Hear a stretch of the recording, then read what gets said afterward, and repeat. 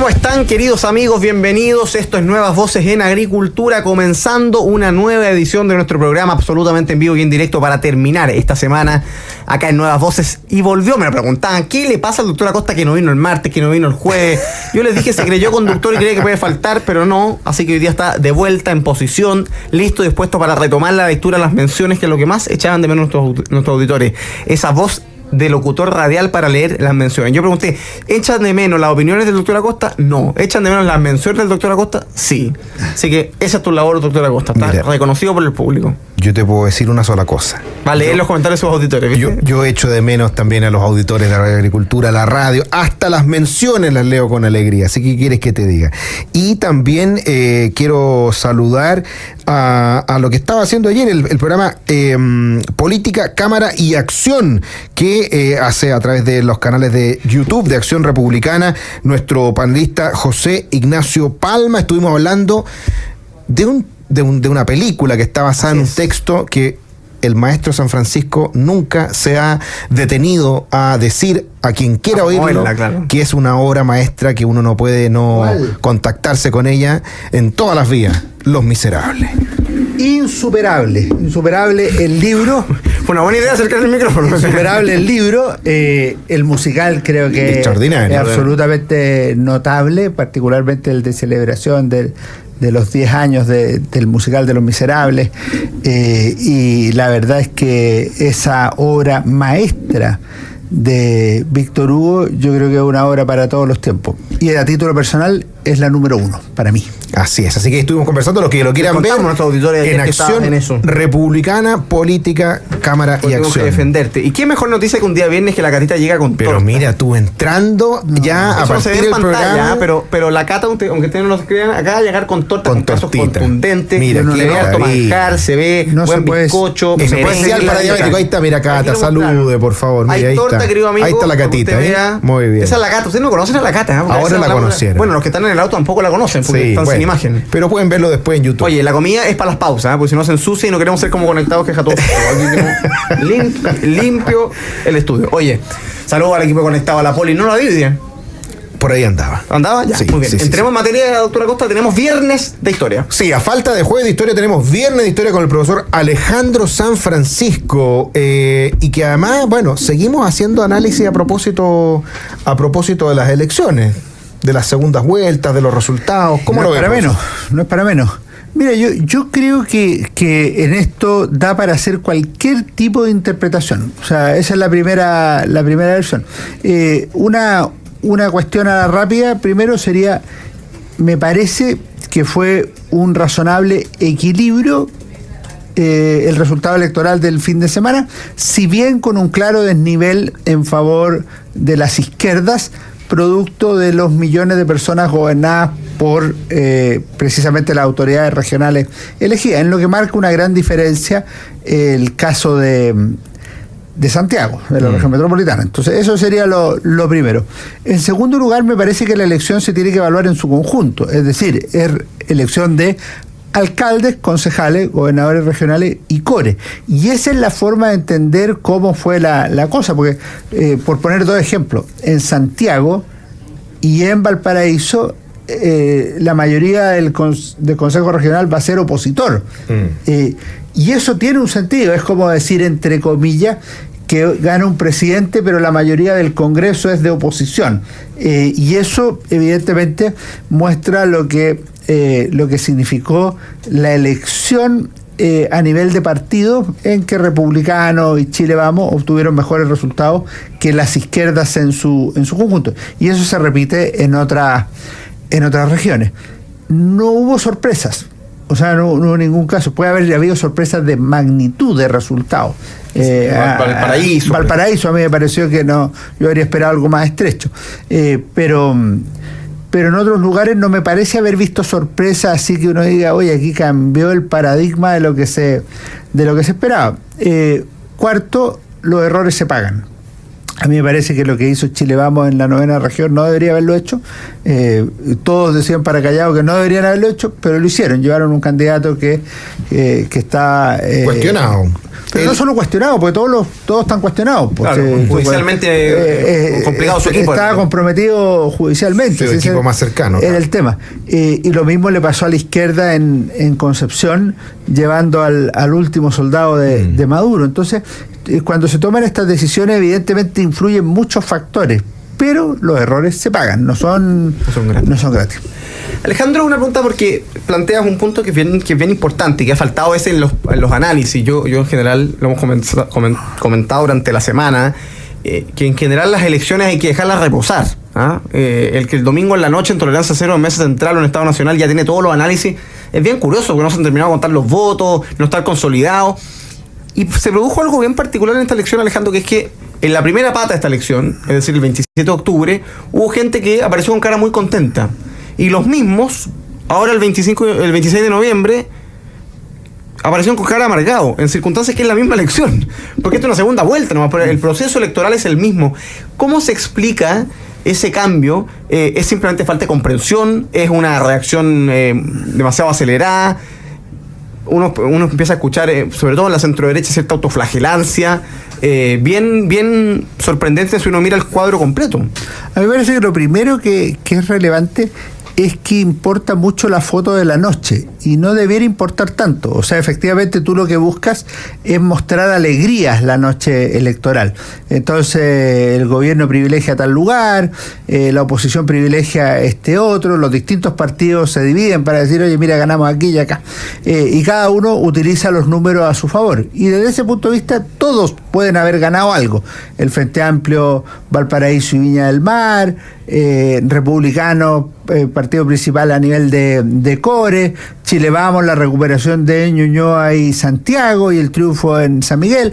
Entonces cada uno tiene razones para celebrar, pero los partidos tienen que hacer una segunda tarea, que es esa que dices tú: dejar reposar las cosas y evaluar con perspectiva dónde nos equivocamos, dónde cometimos errores, dónde acertamos, qué liderazgos nuevos están emergiendo, hayan o no hayan ganado, y en ese sentido a mí me parece que esto todo requiere más prudencia, más moderación, y los resultados a la larga muestran equilibrio. A mí me parece, por ejemplo, que de las figuras que más ganaron en este proceso está Tomás Bodanovich, sin duda, y Francisco Rego, Pancho Rego, en la segunda vuelta, con sus 2 millones de votos. ¿Es para celebrar? Sí, lo pueden celebrar ellos, los partidos. ¿Cómo quedó la candidata Evelyn Matei? Lo podemos profundizar después. Mejor en primera vuelta que en segunda, pero desde el punto de vista de la imagen, no necesariamente de los resultados. Pues si tú ves la primera o la segunda encuesta CADEM posterior a las elecciones, subió más José Antonio Kast que Evelyn Matei. Ahora, ¿significa que Kast es el candidato más competitivo? No, significa que eso hay que mirarlo con atención, porque algo está diciendo esa encuesta en ese minuto, porque en 2 meses más puede decir otra cosa la encuesta. Estamos hablando con el profesor Alejandro San Francisco en este especial de viernes de historia y, bueno, analizando también los resultados de la elección. Parece que fuera hace tanto tiempo y fue el domingo pasado, increíble. O sea, han pasado todas las cosas duran cosas, es realmente impactante. Y una de las cosas que vimos fue cierta interpretación o sobreinterpretación de los resultados, diciendo que quien había ganado el domingo era la moderación. Ayer me tocó esa conversación también en Sin Filtro, que tuve una participación. Y algunos decían que, como Andrés Joanet, que había ganado la moderación, por un lado. Por otro lado, lo que decía... Por la alta cantidad de votos de amarillo. Era interesante su teoría. Por otro lado, decía el ex ministro y ex diputado Marcelo Díaz, no, que en realidad quien había perdido era la estridencia. Y trataban de ahí hacer sus teorías. Ahora, hubo algunos en la derecha que se subieron al carro de que había ganado la moderación, y algunos incluso fueron más allá, algunos diputados de Renovación Nacional que trataron de avanzar y se está instalando que hay que hacer un acuerdo cuanto antes con el gobierno, por ejemplo, en pensiones, como respuesta al resultado de las elecciones del día domingo, y el gobierno llama ya a un acuerdo en pensiones. Empezó a decirse que había un acuerdo, yo no lo había escuchado al menos, de que sí o sí se votaba en enero en el Senado y que había que sacarlo, y todo tipo de interpretaciones a propósito de ese tema. ¿Cómo lo ve el profesor San Francisco? Primero lo veo como una expresión razonable de deseo. O sea, los partidos que se autodefinen como moderados van a decir que ganó la moderación, no van a decir otra cosa, y van a descalificar a los que estén un poco más allá o un poco más acá. Eso es lógico, esas son las interpretaciones que yo llamaría interesadas de la política. Hay que mirarlas como tales, tienen valor, hay que analizarlas y después veremos cómo nos va. Resulta que en estas elecciones ganan unos más moderados y otros menos moderados, ganan personas con más convicciones y otros que tienen menos convicciones, ganan personas que tienen larga trayectoria y otros que tienen menos trayectoria, porque las elecciones, cuando tú compites en más de 300 comunas, en una cantidad de regiones grandes, si suman la primera y la segunda vuelta, en tantos consejos regionales y en tantas comunas, la verdad es que los triunfos son muy, muy dispares. Yo creo que aquí no ganó la moderación ni perdió la no moderación. O sea, si eso se dice por Claudio Rego cuando él dice, yo encontré que fue un buen discurso el de Claudio Rego cuando él ganó. Pero él dice, ganó la moderación frente a una visión más extrema o polarizadora. Claudio Rego, el 45% de los santiaguinos no están polarizados. Si lo que creían ellos, legítimamente, en que entre las dos opciones que había, en que una era Claudio Rego y la otra era Pancho Rego, era mejor Pancho Rego que Claudio Rego. Si no dice ni un dato más la elección. ¿Y qué significa eso? Bueno, si creemos en la democracia para efectos prácticos, en que la mayoría quería que Claudio Rego siguiera. ¿Por qué? Por mil razones, pues se dio que era moderado, que tenía más experiencia, tenía el voto de izquierda, pero fíjate que el voto de Boric en la elección del 2021 fue 60% en Santiago, el de Claudio Rego fue 55%. Lo que quiero decir es que para toda la persona que analice la realidad, Boric es menos moderado que Claudio Rego y sacó más porcentaje que el gobernador de la región metropolitana. Escucho explicaciones al respecto. Pues, algunos podrían decir el efecto voto obligatorio, voto voluntario. Bien, pues.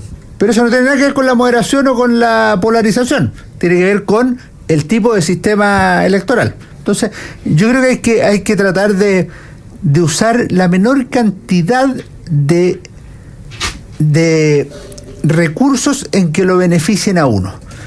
Sí, hay que verlo esto en perspectiva. Por ejemplo, en mi región, en La Serena, ganó una alcaldesa de Renovación Nacional. Puede ser muy competente, muy capaz, pero ganó con el 20%. Entonces, yo no saco nada con decir, no es que la gente quería un cambio. Bueno, el 20% de los que votaron privilegiaron a ella. Si otro saca 21, ya la gente no quiere el cambio. No es tan así, hay que mirarlo con más detención. Vamos a la primera pausa comercial, querido amigo. Estamos con el doctor Jorge Acosta, por supuesto en compañía de Alejandro San Francisco, académico de la Universidad San Sebastián, investigador senior del Instituto de Res Pública, conversando aquí, siendo un resultado de un análisis, de los resultados electorales a la luz de la historia en esta conversación de Nuevas Voces. En pocos minutos vamos a estar de vuelta para seguir conversando en nuestro querido programa Jueves de Historia. Hoy día es viernes, pero hacemos el viernes de historia con Alejandro San Francisco, Tomás Mengoleo. Jueves de Historia lo hacemos el viernes. Último programa del mes. Último programa del mes, así es. Último programa del mes, último día del mes. Quédese que ya volvemos aquí en Nuevas Voces de Radio Agricultura. Quédese ahí. Estamos de vuelta, queridos amigos, con su programa Nuevas Voces en Agricultura. Estamos conversando con el doctor Jorge Acosta, junto al profesor Alejandro San Francisco, académico de la Universidad San Sebastián y de la Universidad Católica, investigador senior del Instituto de Res Pública. Estamos haciendo un análisis de lo que fueron los resultados electorales del domingo, haciendo viernes de historia. Les conté ayer que habíamos hecho ese switch de día, ese cambio de día entre jueves a viernes. Ayer tuvimos panel de actualidad, hoy día viernes de historia, y quiero aprovechar de saludar, por supuesto, partir de este segundo bloque como es tradición, saludando a todas las personas que nos escriben por el chat en directo del canal de YouTube. Por supuesto, nos ponen saludos a todos los panelistas, que tengan un buen fin de semana. Rodrigo Gravert, por supuesto Raúl Fajardo, pone saludos Tomás y el profesor San Francisco desde Suecia. Qué bueno que se diga cómo podría ganar la derecha, porque hay que dar un ejemplo. Gracias de Suecia, hoy día en Kalmar. Saludos a Rodrigo Codoseo también, a Raúl Fajardo también que nos escribe, Rodrigo Gravert, a Karen Valderrama, Iván Andrés Ayala, Juana María Silva Torres, Juan Pablo Alfajeme, que pone saludos a todos, ya el gran profesor San Francisco, aguante Nuevas Voces, y ya dejé mi like. Héctor Bruno Ramos Pardo, nos escribe Silvia Yancamil, nos escriben desde Madrid, iluminando ya el árbol de Navidad. Vi cómo lo iluminaban ahí. Vamos a tener que ir a verlo. Vamos a tener que ir a ver ahí a nuestro auditorio en algún minuto del año, efectivamente. Saludos a Nemesio Melo, a Alejandra Duarte, que ya le puso su me gusta, a José Luis González, a Eduardo Montenegro, que nos escribe desde Rancagua, a Cecita Castro, que también nos manda buenas tardes, Luis González, a Pelgrim, que dice que no se olvide el doctor Acosta de saludar a su amigo Luis González, con quien se encontró en Punta Arenas. Qué grande Luis González. Ayer le mandé un saludo también a toda la gente de Punta Arenas en Sin Filtro. Es impresionante lo visto que es el programa, y también la gente que me escribía por el programa también, que nos escuchaba en Radio Agricultura, que se los compartí ayer, que nos decían lo mismo en Sin Filtro, y lo escuchamos todos los días también en Radio Agricultura de una doctor Acosta la está rompiendo. Oye, no, y Luis González, un obrero aquí en las comunicaciones. Luis González dice, esa Borgoña se veía muy bien. Buena la Borgoña. Estaba chupando a Costa, valga la redundancia. Pero no, yo me pedí una... 6 Borgoñas, 4 Yo me pedí una cerveza, pero la Fran Ibarra con la Connie Schneider optaron por una exquisita sangría, que son tan buenas en el verano. Bien. Saludos para ellos, por supuesto, y a Punta Arenas, que nos escucha en la 98.7. Realmente extraordinario. Está tan bonito Punta Arenas. Tuve la oportunidad más de saludar al alcalde Radonich y felicitarlo. La plaza, pero preciosa. La ciudad muy limpia, ordenada. No, realmente un gusto visitar Punta Arenas. Vamos a tener que ir a Punta Arenas. De todas maneras. Saludos a Igor Offerman, que dice solvente. Saludos a Renato Navarro, nos manda saludos desde Coronel. También nos escribe Juan Pablo Moya. Renato Navarro. Desde Pudahuel. Qué grande, don Renato. Mario Vega, Mario Vargas Ortiz, que es un amargado que siempre nos comenta aquí, pregunta al doctor Acosta cuándo trabaja. ¿Por qué no le cuenta un poquito tu jornada laboral, que es bien interesante, que una parte que la termina? Porque Mario Vargas está siempre escribiendo, tiene mucho tiempo libre. Qué grande, y uno se entretiene leyéndolo. Pero cuéntanos un poquito qué parte de la jornada, que lo termina, en qué trabaja. Habitualmente a las 6:30 de la mañana parte mi día todos los días, termina cerca de la medianoche. Yo trabajo de médico, trabajo en el Instituto de Políticas Públicas de Salud de la Universidad de San Sebastián, el IPSU, y además aquí en la Radio Agricultura. Así que bien intenso, son por lo menos 12 horas de trabajo con 5 hijos. Tengo 5 niños, trabajo los sábados en la mañana también, así que ayer, por ejemplo, estuve hasta las 9:30 de la noche en el curso del diplomado de familia que hace la Pontificia Universidad Católica de Valparaíso, invitado por el profesor Juan Pablo Faunde, quien también le mando un saludo. Más de una treintena de alumnos inscritos ya, yo diría que es la versión número 5, 6, 8, o sea, varios años desde el principio que partió la versión, ahí me están invitando, así que sí, es intensa la jornada. Qué bueno que trabaje, pues, doctor. Saludos y saludos a mis pacientes también, que muchos de ellos me escuchan acá también en la Radio Agricultura. Saludos a Jean Paul, saludos a María del Pilar Figueroa, que dice hola a todos, ya de vuelta desde Bilbao a Viña del Mar, feliz de escucharlos a esta hora, listo Mirai. Saludos para Héctor Basaletti, saludos también para María Luisa Carballo, dice hola mis favoritos, me encanta el profesor San Francisco. Saludos para Camilo Campos, saludos para Juan Pablo, saludos para Claudio, saludos para Víctor Levicán, saludos para Miguel Ángel, Luis Marizo Gutiérrez, José Garichunino, a Fernando Pastena, Consuelo Salazar. Todos los que nos están escuchando, la invitación y por supuesto ponerle me gusta si llegamos cada día a más personas, ya escribirnos desde dónde nos escriben y qué van conversando, qué van comentando lo que estamos analizando. Alejandro se instaló antes de eso. A propósito de viajes. Seamos justos y saludemos. Alejandro San Francisco quiere ir a Madrid y a Punta Arenas. ¿Qué hacemos si yo quiero viajar un día como hoy? Al menos. ¿Qué hacemos? Yo le puedo decir, profesor San Francisco, no se pierda que ya comenzó el Black Friday de Viajes Falabella con hasta un 70% de descuento y hasta 12 cuotas sin interés para unas vacaciones realmente soñadas. Los lugares preferidos de Alejandro San Francisco lo sabemos: el Caribe, Brasil, Chile y más, con la mejor asesoría solo en Viajes Falabella. Lugar preferido, Serena, claro, también Chile, por eso está incluido. Verano. Y con Enel activa tu modo eficiente. Juntos podemos cambiar los hábitos de consumo energético y ahorrar energía al mismo tiempo que cuidamos el planeta. Descubre más en enel.cl. Y en Capital te acompañan en tu presente y futuro para que puedas cumplir tus metas. Descubre todos los servicios que tienen para ti en cada etapa de tu vida. Capital, contigo en tu presente y futuro. Visítalos en afpcapital.cl. Se instaló, profesor, el diagnóstico, lo decía bien, o se repitió, yo no sé si está instalado, pero se repitió el diagnóstico de la moderación. Ese fue uno. Y el otro fue la unidad, ¿no? Lo que yo hoy día llamaba una suerte como de as bajo la manga, que tiene cierto mundo que ante cualquier problema político responde la unidad. Lo que hay que hacer es unirse, unidad a todo evento, el problema fue la unidad, la solución es la unidad, lo que viene es la unidad, lo que tenía que haberse hecho era la unidad. Y es bien interesante porque cuando uno mira el panorama completo de las elecciones de nuevo, la verdad es que un análisis inteligente, cuantitativo, simplemente aritmético, da cuenta que la unidad parecía ser no lo más conveniente. ¿Cómo responde a ese diagnóstico que se instala, Alejandro? ¿Debiese la derecha unirse de ahora en adelante, abandonar la idea de competir en listas parlamentarias y ir con un puro candidato a la primera vuelta presidencial? Mira, la unidad, como los acuerdos, como las votaciones, son mecanismos de solución de conflicto o de promoción de cierta idea o bienes para el país. Eso es lo que hay que entender, son mecanismos y por ende son buenos, regulares o malos según cómo se ocupen. Por ejemplo, Salvador Allende no hubiera sido presidente de la República si el año 52 no hubiera dicho levanto esta candidatura, porque si bien no es unitaria, permite poner cierta idea sobre la mesa y aunque saca 5%, termina en la moneda. Si tú miras, el líder máximo de la centroderecha de Chile Vamos es Sebastián Piñera. Sebastián Piñera consolida su liderazgo por provocar una división en la derecha con la candidatura presidencial de Joaquín Lavín en el 2005. ¿Es bueno o malo? A la larga se prueba que fue valioso porque el liderazgo de Joaquín Lavín de alguna manera venía bajando y el de Piñera iba subiendo. ¿Faltó a la unidad? Faltó a la unidad.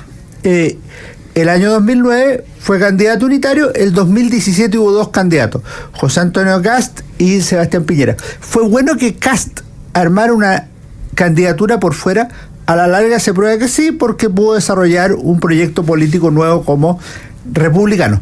Lo que quiero decir es que no hay un dogma de la unidad, es una posibilidad. Ahora, ¿qué debiera tener una unidad? Ciertos patrones, ciertas definiciones básicas. En la derecha y en la izquierda. En la izquierda debería ser, qué sé yo, subir impuestos, aumentar el tamaño del Estado, redistribuir la riqueza, 4 o 5 ideas fundamentales. En las derechas, la unidad debería pasar por reducir impuestos, hacer un Estado más eficiente y justo al servicio de las personas, 2 o 3 cosas más. Esa unidad yo creo que es básica que se converse en los centros de estudio, en los partidos. Ahora, en términos electorales, esto, Tomás, lo hablamos a propósito del Consejo Constituyente. Yo creo que no solo es bueno, sino que es necesaria la diversidad de ofertas de partidos y candidatos para la ciudadanía. Unos dirán, oye, yo no voto por republicanos porque son muy extremos y no sé qué, y Kast me cae mal. Otros dirán, mira, por Chile Vamos no vuelvo a votar, como me dijo una persona, porque no le entiendo nada y suben los impuestos y no sé qué. Bueno, tiene que haber opciones, y lo mismo en la izquierda. Sería muy absurdo, para terminar, que la exconcertación, o sea, que el Partido Socialista, el PPD, la Democracia Cristiana, con los resultados que obtuvo en esta elección, diga ya, ahora nos subordinamos a la candidatura del Frente Amplio Partido Comunista. O sea, yo al menos veo 4 listas parlamentarias el próximo año, que son esas 4, republicanos, Chile Vamos,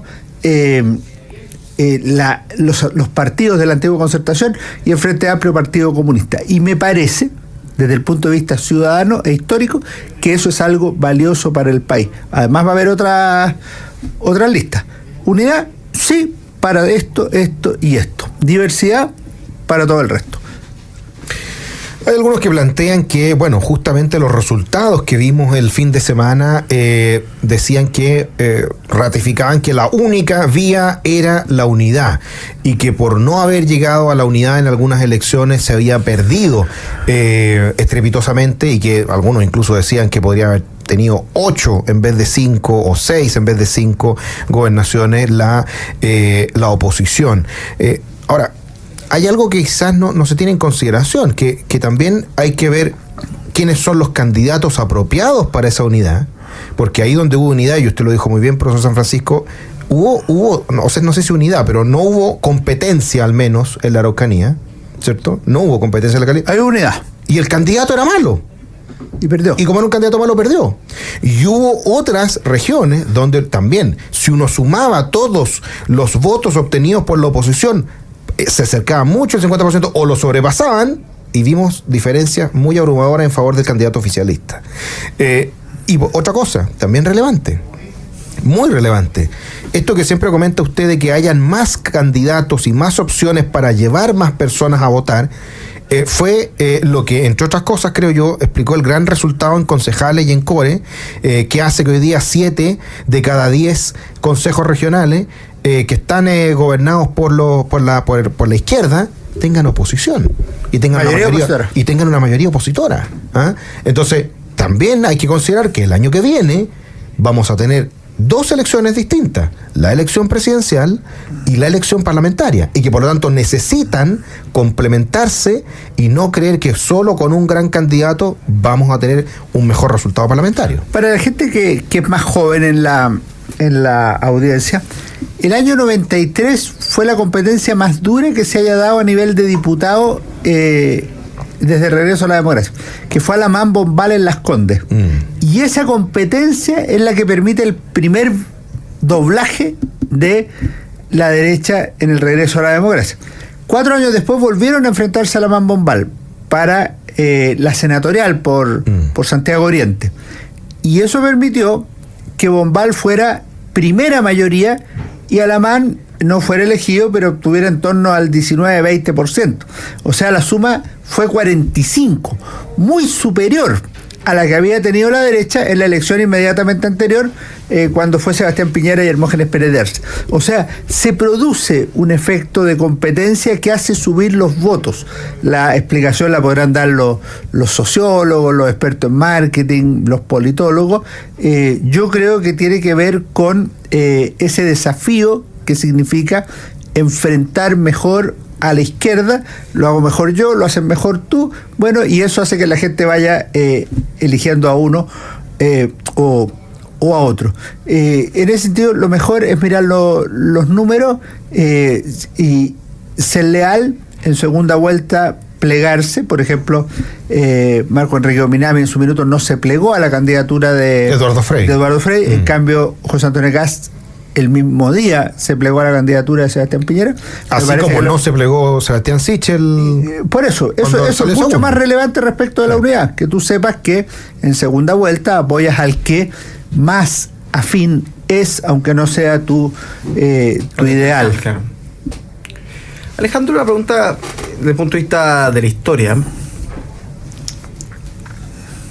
El análisis instalado, uno puede compartirlo o no, uno puede disputarlo o no. Aquí en este programa hemos sido bastante insistentes en disputar los diagnósticos que se van instalando. Alguien aquí me dice, Tomás y doctor, le solicito explicar al programa anterior que la estrategia de la primera vuelta, no sé qué. En esto pueden haber diversidad de análisis y opiniones, y visiones y todo lo demás. Pero nosotros aquí en general hemos disputado las tesis imperantes. Y es interesante ver desde la historia cuál es el efecto, Alejandro, que tú estás viendo de la elección de este fin de semana, porque está instalado que el gobierno salvó los muebles. De hecho, se envalentonó el gobierno, dice que hay que llegar a acuerdo en pensiones y tiró para adelante, flotó la idea de terminar con el CAE, y está presentando un proyecto de reforma tributaria. O sea, el gobierno de algún modo volvió a tener algo de agenda, en el caso Monsalve, la acusación a Boric, hay una serie de cosas como en el tintero, pero parecía ser que se envalentonó. Desde el punto de vista de la historia, si uno compara en general las elecciones, como hemos dicho aquí, de medio término, de medio periodo, esta elección para el gobierno, positiva, negativa, comparada con otras anteriores, mucho peor, mucho mejor. La tendencia es claramente que el gobierno va a la baja, la tendencia es que el gobierno puede ser muy competitivo el próximo año. ¿Cómo lo alcanzas a ver?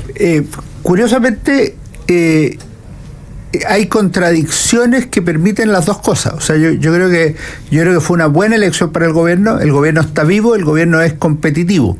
Por otro lado, a nivel de concejales y consejeros regionales, creo que fue una gran derrota para el gobierno y prueba que el Frente Amplio y el Partido Comunista son menos de lo que eran hace 3 años.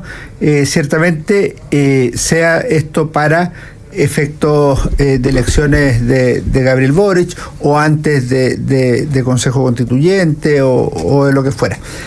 Me parece que eso es relevante también.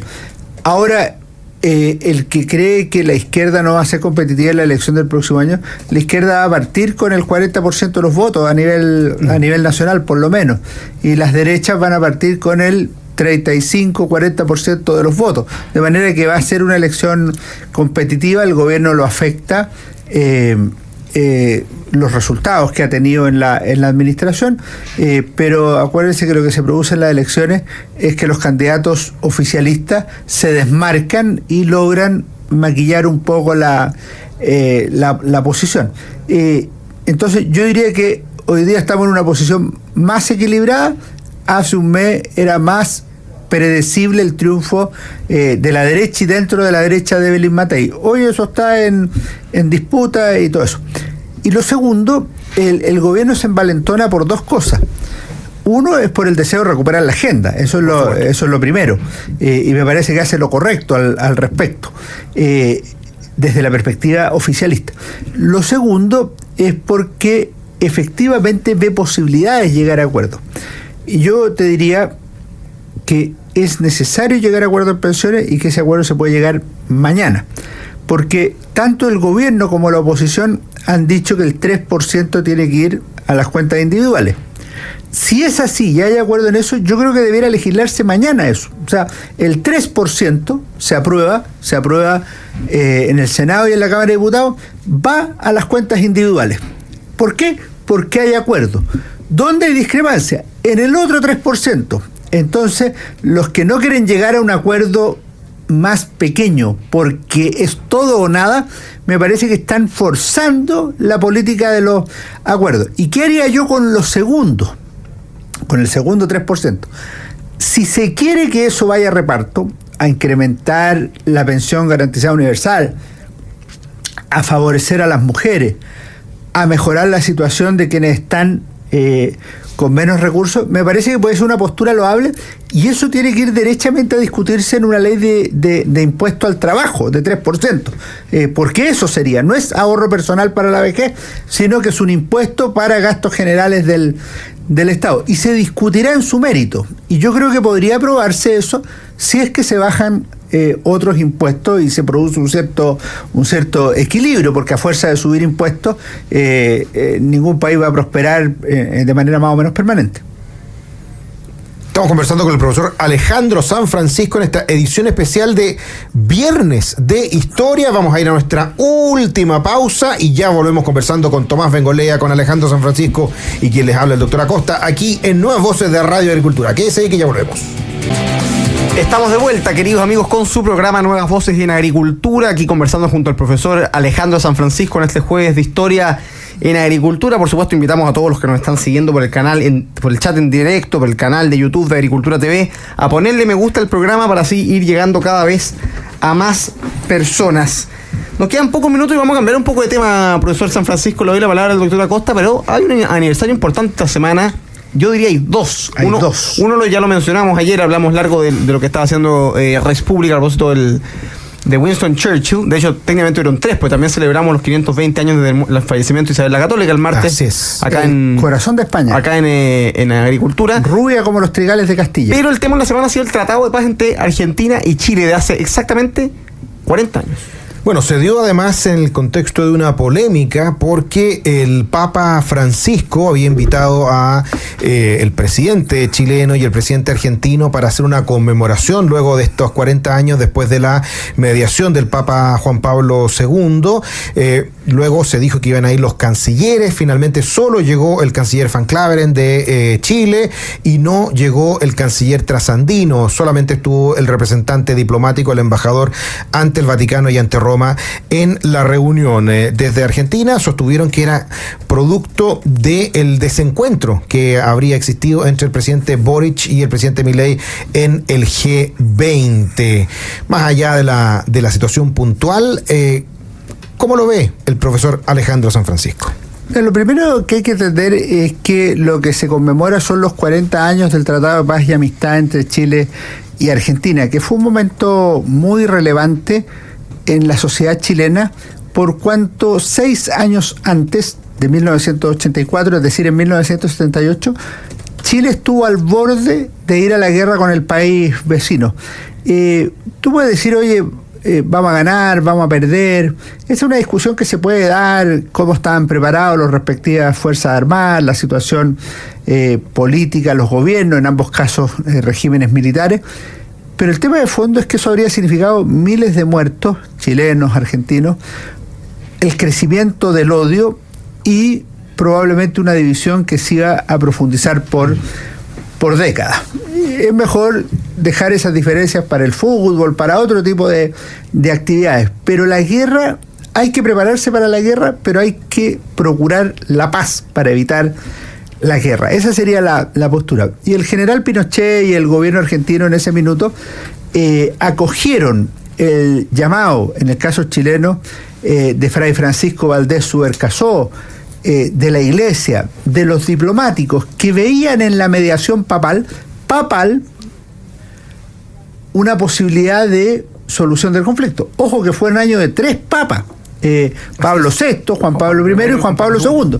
Y esto le cayó a Juan Pablo II por rebote. Lo que pasa es que la sabiduría de Juan Pablo II, la explicación que le da a los países beligerantes de que él es un mediador, no es un árbitro, no es un juez, permite que las cosas vayan tomando el camino que corresponde y que se llegue en 1984 a firmar el Tratado de Paz, que obviamente tú puedes decir, oye, pero Chile estaba mejor con el laudo británico. Sí, es posible. Oye, pero hubo observaciones, en Argentina hubo un plebiscito y en Chile solo lo ratificó la Junta de Gobierno. Sí. Y van los temas que tú decías ahora. No fue el canciller de Argentina, no hubo participación de Boric, Milei. Sí. Pero el tema de fondo va a permanecer. Y el tema de fondo, así como la cordillera de los Andes nos divide y nos une, la crisis del 78 nos dividió y el Tratado de Paz y Amistad nos unió. Eso es lo que ha recordado en estos días el embajador de Chile en Argentina, José Antonio Viera Gallo. Es lo que tienen presente los gobernantes patriotas, los miembros de la Iglesia Católica, como lo hizo el arzobispo de Santiago, Fernando Chomalí, en un artículo en Mercurio, y cuanta persona vea esto desde perspectiva histórica. Lograr la paz, que muchas veces tiene costos, es muy importante, porque la guerra es terrible en la historia de la humanidad y no sabemos cómo habría resultado. Alejandro, quedan pocos minutos, entremos de lleno a los libros que traes, porque hay uno sobre este tema bien interesante y hay otro sobre Churchill, que también alcanzamos a comentarlo. Ayer ya recomendamos, me escribieron por redes sociales varias personas cómo se llamaba la primera biografía. Yo le anuncié. Se llama Churchill, la biografía, es de Andrew Roberts. Es muy buena. Extraordinaria. No sé, 1300 páginas. 1400. Yo ya se los dije, así que... Es fabuloso. Tengan cuidado con la recomendación. Es para el verano, es un buen libro para el verano. Pero se lee así. Y el otro que le recomendamos es el factor Churchill de Boris Johnson, porque estuvo aquí Johnson hace pocos días. Yo creo que estuvo hace algunas semanas. Y también es un muy buen libro. Pero Alejandro trae... Pero tienes razón. Sí, yo creo que si se leen la biografía de Andrew Roberts sobre Churchill y Los Miserables, hacen un verano perfecto. Un verano perfecto. Exacto. Tienen que renunciar a la pega, por no sé en qué minuto no leen, pero... No, se puede. Hay que tener vocación por la lectura.